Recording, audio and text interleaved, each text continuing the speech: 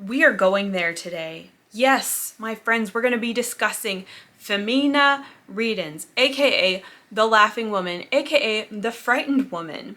So come with me down the leg hallway, through the vagina door with teeth, and let's get into it.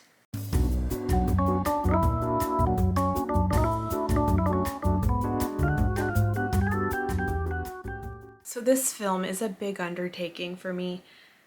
There's a lot of depth here, there's a lot of symbolism, a lot of commentary, so this is not one that I initially anticipated I'd ever review, but we're gonna do it. As with many of my reviews, I'm going to be talking about some of the events that happened throughout the film, but I won't be spoiling the ending for you.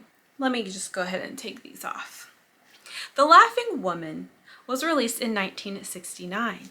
It is directed by Piero Schiavazzappa. This film has an English dub, one that, you know, as films do, switches to Italian very briefly every once in a while. Here is your cast of characters. Dr. Sayer, who I'm pretty sure they don't say his name the whole movie. I call him Blondie. He is played by Felipe Leroy.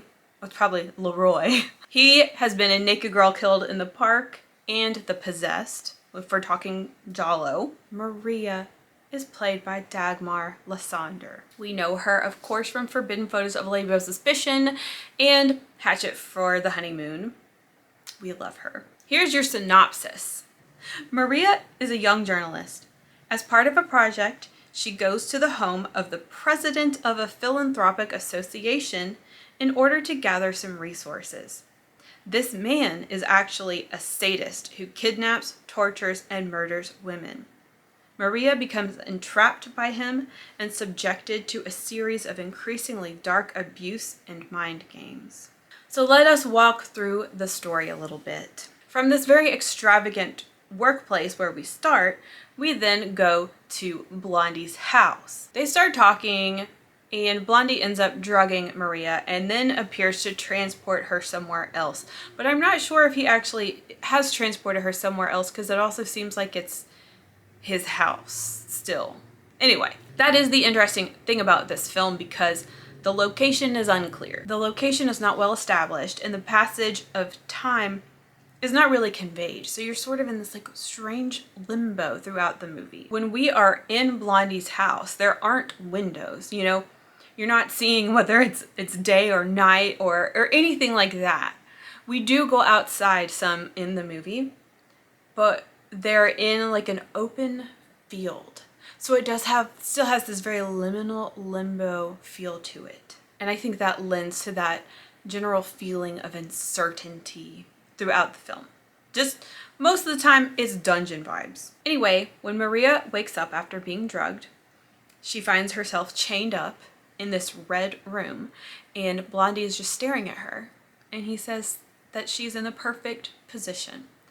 And you can tell instantly this is a messed up dude. So Blondie has a victim. He has a prisoner. And from there we see a series of torture taking place of varying levels and varying types, but it's mostly psychological. There is a lot of humiliation and degradation in this movie. This subject matter is kind of difficult to watch, obviously, especially because we love Dagmar. We love her character. It's hard to watch, but at the same time, you know from the jump that this is saying something, like this is a statement. So it feels really meaningful when you're seeing it too, because it's clearly like symbolic. I think it speaks to a lot of people's experience, even if it's just like figuratively. And yeah, what's happening in this film feels like it's representative of something way bigger. So yeah, Blondie tells Maria that he's going to be torturing her and eventually he is going to kill her. And here are just some of the things that he does to her that I think are the most noteworthy. He sprays her, like just douses her with a high-powered hose. That's pretty tough. Oh, he takes pictures with her laying on the ground and he's standing above her and has his foot on her. And she's just like face down on the ground. He shows her a female mannequin that is hogtied and hanging from the ceiling. And he tells her that a woman tied in that position would go mad pretty quickly. And that was just, it's just scary. It's just scary. And then another thing he does is he chops all of her hair off. So yeah, that's the kind of stuff he is getting up to. He tells her that he just loves a scared woman. But at the same time, it also kind of feels like he's just role-playing. Like, he's just playing out some kind of weird fantasy. Maria's all like, she's trying to talk him down. She's like, you don't have to do this. Like, you can find love. And she's like, I want to help you. And then we cut to this iconic scene of the film where she's kind of dressed like this. She's in some gauze, a little shirt she made out of gauze, and she is just cutting a rug, dancing all around the room, drinking J&B. I'm not sure where this joy is coming from, but she is happy and dancing around. And Blondie is just sitting and watching the show. It's giving Stockholm, you know, but it's also giving, like, is she just trying her hardest to make the best of her situation? Like, it's such an abrupt shift. It's giving, hear me out, the basement scene in Gummo where Solomon is like weightlifting with forks in the basement, and then his mom comes behind him and starts tap dancing, and you stop and go like, wait a second, this is really weird. How did we get here? That's the same kind of feeling from this scene in Laughing Woman. So we go from this scene to a little while later. I don't know, it could even be the same day. We don't know what day it is. She's just begging for him to kill her. It's weird, okay? This movie is weird, in case you didn't know. But she's going through all kinds of emotions in this movie. And eventually, they start to really like each other. And they're almost kind of behaving like lovers. But I told Zach, if you chained me to a stone and chopped off all my hair, you would not catch me frolicking through the fields with you the next day. Anyway, after the two really start getting along, that's where the movie begins to feel very surreal and all this weird stuff is going on. They drive a car through the ocean. They get stopped by a train, and as the train passes by, there's a whole band on top of the train, like, playing music. They have a conversation about a horny cat. They visit a castle. It's crazy. Oh, and then of course there's a vision of the vagina door. The vagina door is also a really important image in this movie. So that's there. We'll get more into that later. And yeah, that's where I'll stop as far as the story goes, okay? Now let's talk about the characters. Blondie is despicable, but I guess that means he was really well cast. The way he carries himself, the way he looks, this like, he has this like strange cakey skin texture and this brassy blonde hair, and he wears all these turtlenecks. He's terrible. Now in the special features of this DVD Blu-ray that I have, they were talking about how they initially wanted Helmut Berger to play this role. And like, I feel like I might like him too much. If it was him, I might like this character too much. I don't know, like maybe it's better that it was this one guy because he's kind of gross. I don't know. What do y'all think? And then Maria, played by Dagmar, is a really interesting character. I think Dagmar's performance is really nice. Sorry, I'm laughing because during the special features, I watched an interview with the director, and the director said that when they cast Dagmar, they were looking for someone who wasn't overtly sexual. And I'm not really sure what that means. He was also talking about the nude scenes, and he was like, oh yeah, she didn't have any problem with the nudity because she's German, so she's used to it. And I'm like, what does that mean? Those are pretty much the two main characters, for real, for real. Like, there are a few others, but they just like, it's mostly about these two. Let me talk to you about the elements and the visuals of this film. This movie is so unabashedly 60s, very pop art, like comic book vibes. Art plays a big role here. You can see that art was a huge inspiration for the set of this movie. And this movie just looks really, really good. You can tell like such special care was taken in the shots and just how everything looks. And the Blu-ray I have looks so nice. It's so crisp. And now a little bit about like some of the symbolism, some of the themes in this movie. This is where you could just really dig deep. This is where like journals could or probably have been written on this film. Okay, so one of my favorite themes in this film is this idea, the topic of reproduction. This is a very hot topic for Blondie. So there's a scene at the beginning where Blondie asks Maria what she thinks about this like sterilization effort that's happening in another country. And Maria's like, oh, I think it's a great idea because if a man already has a couple of kids, he might as well get sterilized. And she's like, why do women always have to be the ones to take the precautions? Which is crazy because people are still asking that question nowadays, right? And that's what's so interesting about this movie, for one, is a lot of the themes and issues that are explored are something we're still working through today.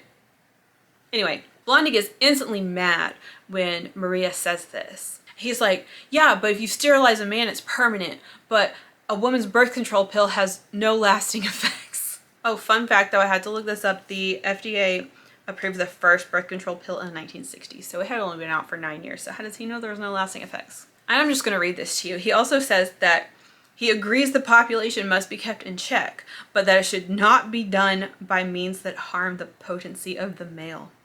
It is essential that the fertility of the man remain intact. He elaborates further on his issues surrounding this sort of topic. He believes, his fear is that women are going to learn how to be sexually and socially self-sufficient, and that they're going to be able to reproduce without the man. And he is just wigging out at this idea. Oh, and he's afraid that one day the world will be populated by women alone. And that was almost getting a little sci-fi. It was kind of fun. So another theme sort of related to that is just gender wars and jealousy.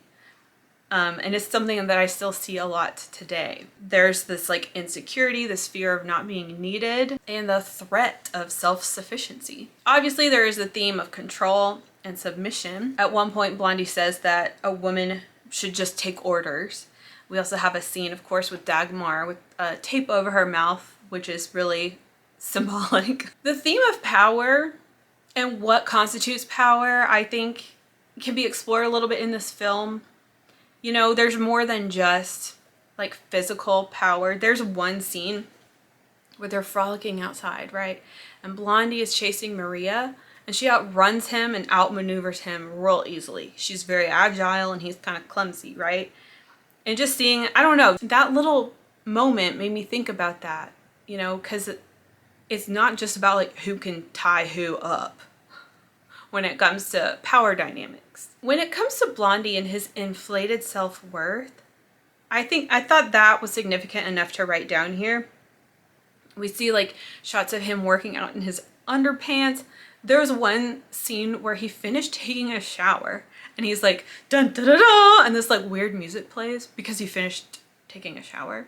You know, it's giving a little bit man-child or something. I did want to mention the colors in this movie. There is a lot of blue and a lot of white. And I did notice that Dagmar specifically is dressed in white quite often. A lot of bows, a lot of frills. It feels very purposeful. Kind of seems like Blondie is assigned to the color blue and Dagmar is assigned white. We have a theme of animals. Animals are referenced a little bit here and there in the movie in ways that seem pretty significant, like the scorpion. Blondie's rambling about scorpions and how the women scorpions kill the men. And then there's also Dagmar's famous speech about the cat that wanted to make love with her. And of course, I have to mention this vagina door again. This is a vision, a vision that Blondie has where he walks down this hallway, which is a woman's legs. And this is based on a real sculpture that they saw in a museum when they were making this movie, right? So he's walking down this hallway of legs, and the end of the hallway is a vagina door and it has teeth. And he walks into the door and then he comes back out as a skeleton, which there's a lot to break down there as well in terms of what that means. It's talking about the symbolism and everything. You could do this forever. So please drop your thoughts, drop your observations below. Oh, I have to mention the music next. Stelvio Cipriani. Hopefully I said that right. The score is just fun and playful. Oh, the movie has a theme song. Okay. I love a movie with a theme song, and this one is great. You can catch me singing it all the time to myself. And then Mary's theme, which is just an instrumental piece, That's also a really prominent song, and I also have seen people use it a lot, like on social media, just because it's so delightful. Next, Decor. I don't know why I didn't talk about this sooner.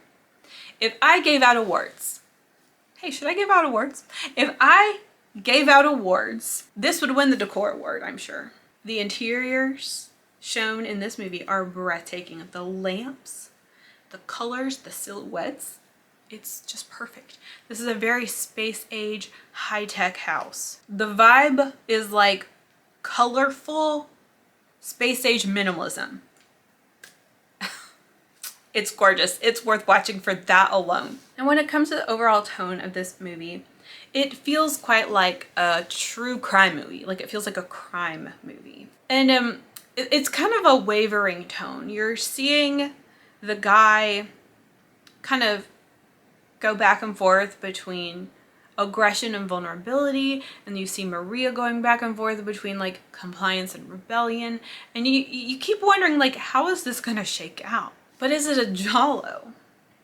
That's what the people want to know, right? That's what everyone's asking. Is this a Giallo? I think the real question is, why are you asking that? The real question is, why do you want to know that? Is it because like you want to make sure you put on the right list? Because that's a legitimate reason. Personally, I would not call this a Giallo, but just for fun, let's look at the Giallo checklist, okay? Like, okay, things we don't have. We don't have hooker bonfire, childhood trauma. Maybe they mention it a little bit. Gloves, fedora, trench coat, straight razor, switchblade, someone getting run over by a car. We don't get that stuff, okay? Threatening a phone call, no. Infidelity, promiscuity, quirky cop, no. I mean, there's not a mystery to be solved here. Fluorescent blood, no. Red herrings, I mean, maybe. You could say that. But we do have I have terrible dancing on my checklist, and obviously Dagmar has a dance scene, but I don't think it's terrible. I think it's actually pretty good, so we can't count that as a terrible dance scene. But there is J&B in the movie. Does that make it a Giallo? Okay, I actually went and got my copy for you. But I recently watched some of the special features on here, and I watched an interview with the director, and like, damn, that guy is lovely. I really enjoyed his interview, and a lot of times I don't really like the interviews, but he was great to listen to. He's so sweet, he's so smart, and I just liked everything he had to say. And he also revealed why the film is called The Laughing Woman, which I liked a lot, but I don't want to tell you because I don't want to spoil anything. As we wrap things up, I'm going to tell you what I would put this in a 3-pack with. That's something I like to end my reviews with if I can remember. Put it in a 3-pack, what would I pair this with? I feel like some of the obvious answers, I have like two different 3-packs. So like the obvious one would be something like Check to the Queen and Belle de Jour with Laughing Woman, yeah? But I think my final answer, I would put this with Madeline from 1974 and Honey from 1981. Weird, but this is what I just felt called to do. They're all surreal, erotic journeys, okay? That have you going, what's happening? But also, you really like the movie for some reason. And I also thought that would be fun because we'll have a 60s, a 70s, and an 80s erotic fantasy in a 3-pack together. That is my answer. So I've barely scratched the surface here. This is a big movie to talk about. So I hope you enjoyed. I don't know if I mentioned this, but I really like this movie. I think it's really special and really beautiful. So let me know what you think. Let me know what kinds of things stand out to you about this movie. Thank you so much for watching, and I will see you soon. Ciao.